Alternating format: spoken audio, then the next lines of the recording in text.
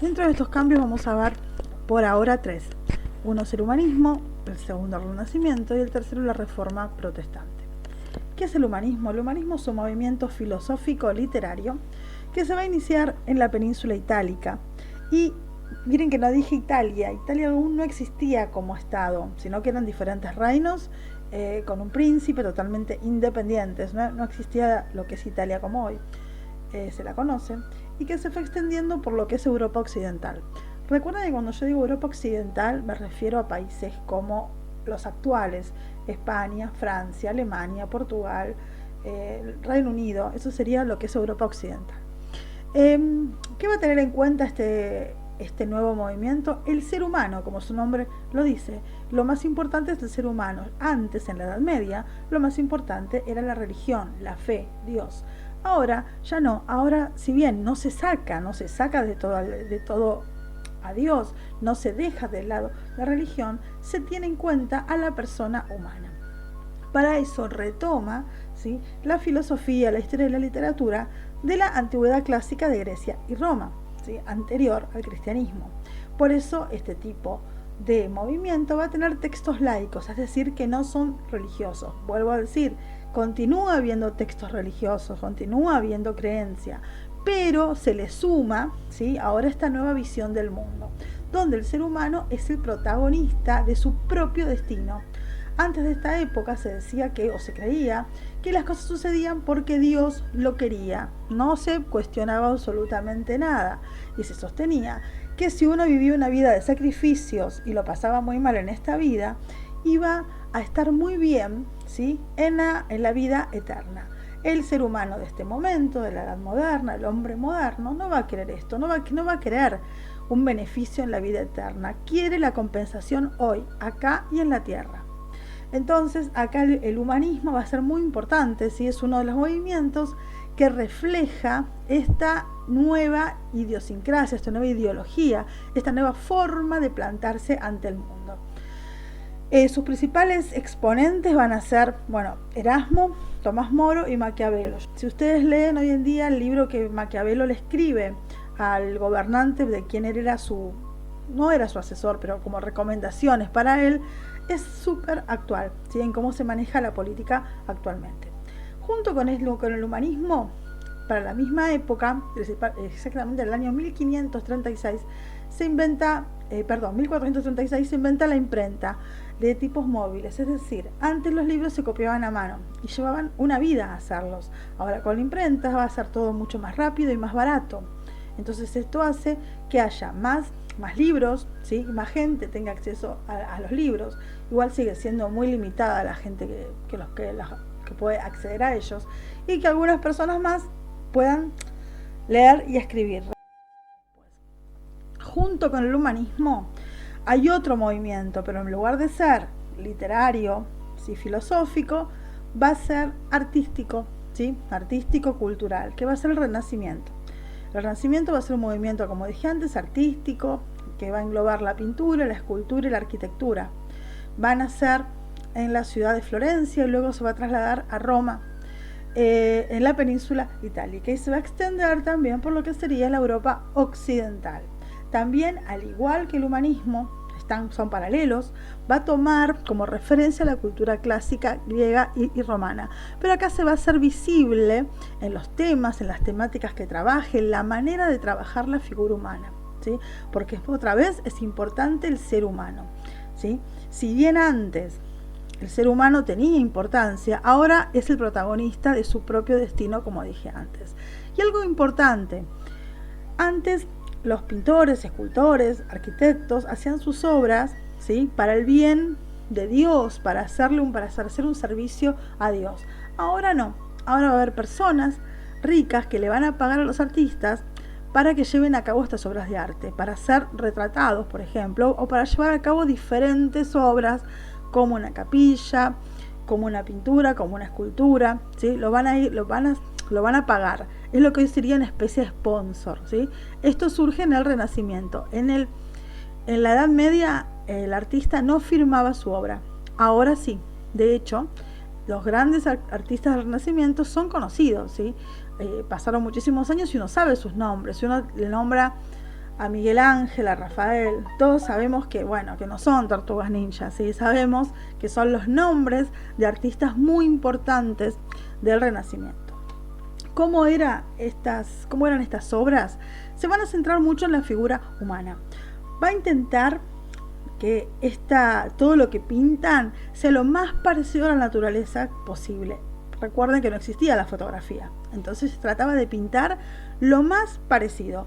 Para eso se valía de algunos trucos, como el utilizar el claroscuro, es decir, los colores, las sombras, las luces, para dar idea de volumen y que algo esté más cerca o esté más lejos.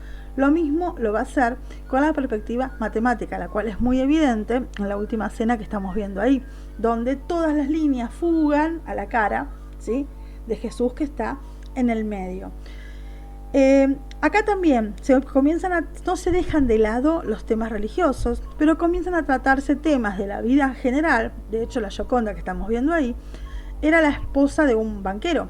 Antes solamente se pintaban temas religiosos y temas políticos, como un rey y un príncipe. Ahora no. Ahora, si bien se siguen haciendo arte religioso, esta señora, su esposo, el banquero, pagó para que la pinten, ¿sí?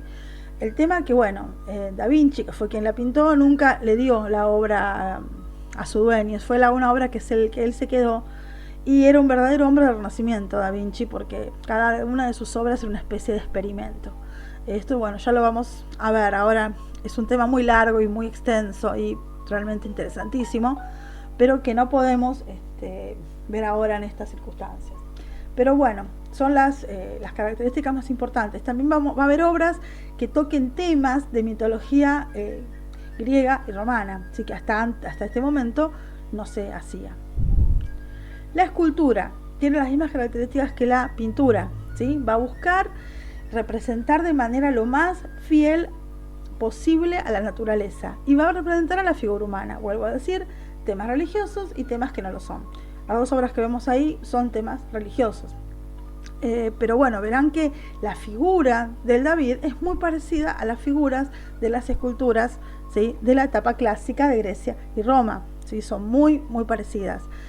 Van a tratar de representar lo más fielmente el cuerpo humano. De hecho, muchos de los artistas lo que hacían era hacer disecciones, ¿sí?, de cuerpos humanos para poder llegar a ver bien cómo funcionan los músculos y de esa manera poder reproducirlos lo más fielmente en sus obras. Piensen que tanto el David como la Piedad son de mármol, de frío mármol, ¿sí?, y realmente parece que tuvieran volumen y forma como de piel, ¿no?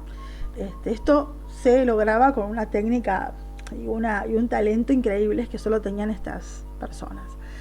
También, como dije, hay temas que no son religiosos. ¿Qué materiales usaban? Principalmente mármol, como los dos que estamos viendo ahí, pero también se trabajaba en bronce, piedra y madera.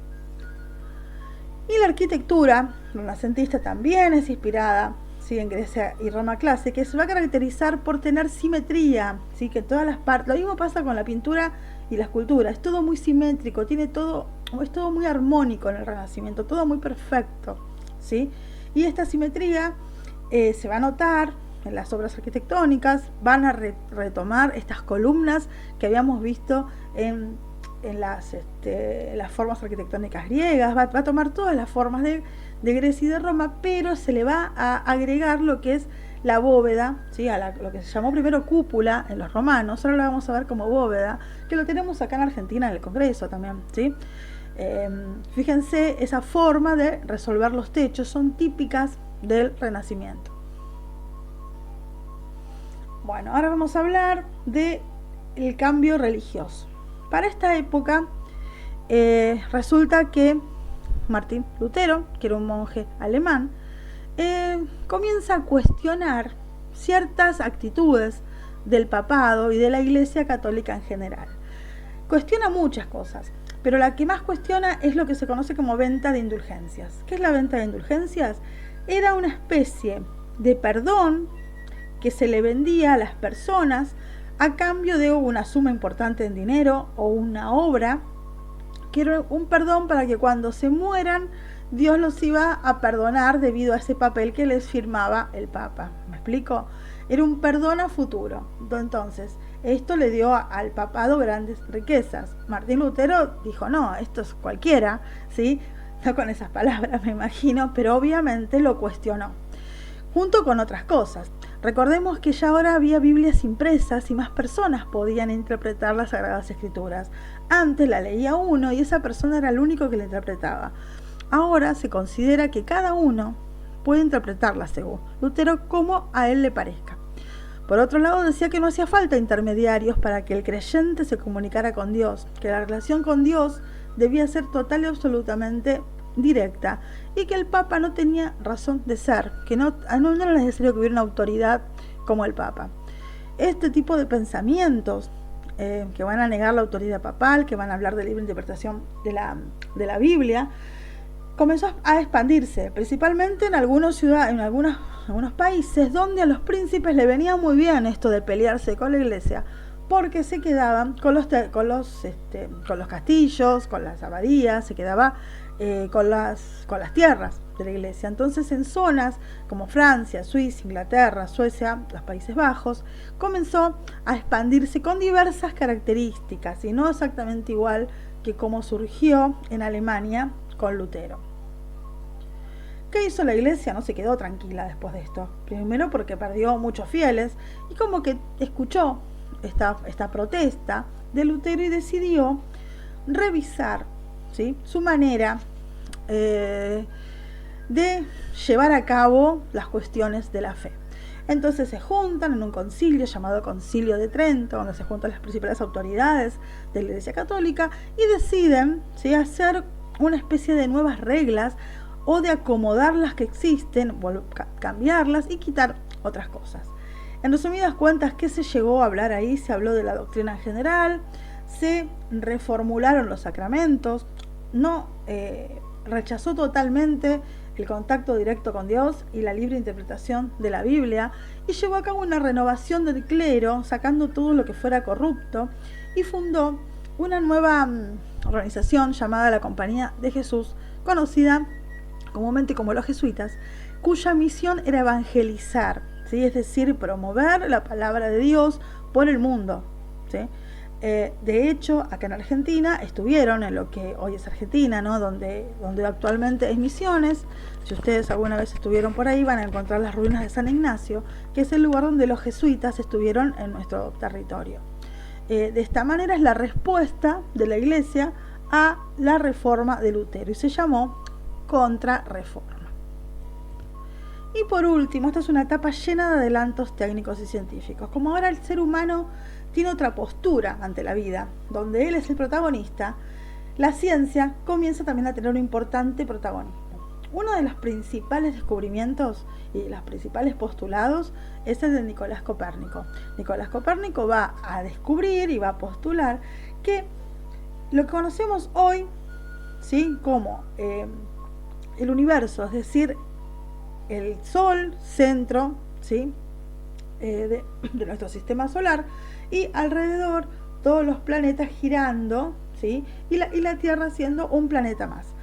Antes de que él postulara esto, existía lo que se llamaba la teoría de Ptolomeo, que se llama geocéntrica, es decir, se consideraba que la Tierra estaba en el centro del universo inmóvil y que el Sol y los demás planetas giraban alrededor de ella. Cuando Copérnico descubre esto, ¿sí?, la Iglesia no le gustó mucho y de hecho no se lo creyeron y no lo pudo, digamos, publicar porque era considerado una herejía, ¿sí? Pero un poquito más adelante, el señor Galileo Galilei con su telescopio puede observar esto, ¿sí? Lo observa y determina que todo el postulado de Copérnico era cierto, ¿sí? Esta teoría, la que conocemos hoy, que realmente es cierta, ¿sí?, es conocida como teoría heliocéntrica. Desgraciadamente, en el momento en que ocurrió esto, existía lo que se conoce como la Inquisición, y la Iglesia tenía muchísimo poder en el Estado y consideraban que este postulado estaba en contra de la Biblia y que lo que decía Galileo Galilei era una herejía. Entonces lo obligaron a desdecirse y a decir que todo lo que él había descubierto era todo mentira. Y terminó con una especie de prisión domiciliaria y fue excomulgado. Excomulgado es que se lo echa, entre comillas, se lo expulsa de la religión católica, ¿sí? Bueno, obviamente fue una gran injusticia. Con los años y con los siglos se supo que lo que él decía era cierto, y de hecho fue perdonado por la iglesia posteriormente, post-mortem, ¿no? Muchísimos años después.